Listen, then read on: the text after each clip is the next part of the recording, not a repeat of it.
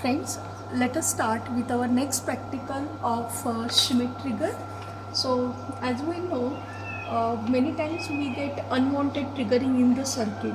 So basically we can design the comparator with positive feedback to avoid the unwanted triggering, that is known as Schmitt trigger. So it is also known as regenerative comparator. So you can see the circuit diagram for this Schmitt trigger.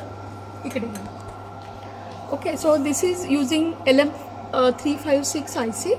So you can see this is the positive feedback over here, and for our practical the problem statement is design an inverting symmetrical Schmitt trigger with upper trigger point and lower trigger point equal to plus minus 3.3 volt, power supply plus minus 12 volt, and we will be using LF356 because it is having high slew rate. So we know the formula for upper trigger point. VUT is given by R2 upon R1 plus R2 into plus VSAT. And if we assume R1 is equal to 7.5K and VSAT is equal to 90% of VCC. So if the VCC is 12 volt, then 90% of 12 volt is coming to be 10.8 volt.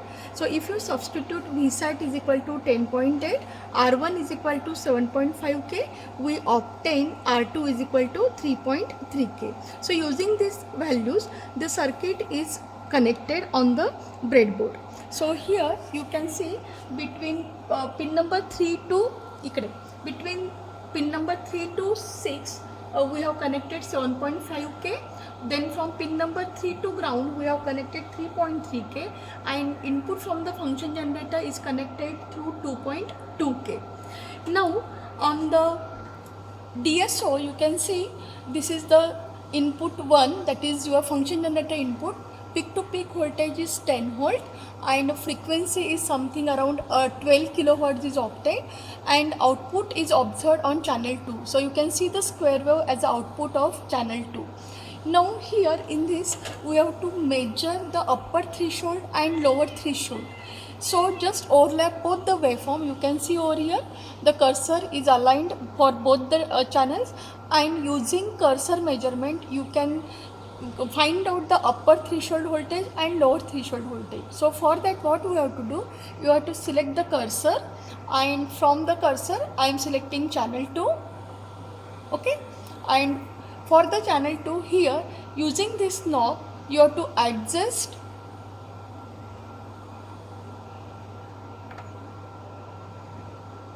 channel 2. This is the source channel 2. Cursor, I have selected the cursor. From cursor I have to select the amplitude. Okay, and that is for the channel 2. So here you can see that this cursor is moving. So I have to adjust that cursor at a intersection of square wave and your sine wave. Okay, so align it carefully. Okay, so exactly at the intersection of sine and square, here you can observe this point. So it is showing cursor 1 is located at 3.2 volt. Similarly, take the cursor 2 and adjust. Now I will use the cursor 2 and I will adjust that cursor 2 at the intersection. Now it is showing minus 3.2. Okay, so plus 3.2 and minus 3.2 are the threshold voltage for the Schmitt trigger. So here you have to prepare the observation table. So design value is 3.3 and our practical value is coming to be 3.2. For our case it is 3.2. Lower threshold is minus 3.2, and then the difference between these two is the hysteresis. So that hysteresis you can plot with the help of this hysteresis loop as well. Okay, so our plus VSAT minus VSAT is plus 10.8 minus 10.8, and for the given design value hysteresis is 6.6, and what we just now observed, it is 3.2 3.2 plus 3.2 minus 3.2. So I am getting 6.4 volt practically. Theoretically it should be 6.6, but practically I am getting 6.6. So this is the Schmitt trigger, where according to the design values we are verifying this LTP UTP practically. Stop.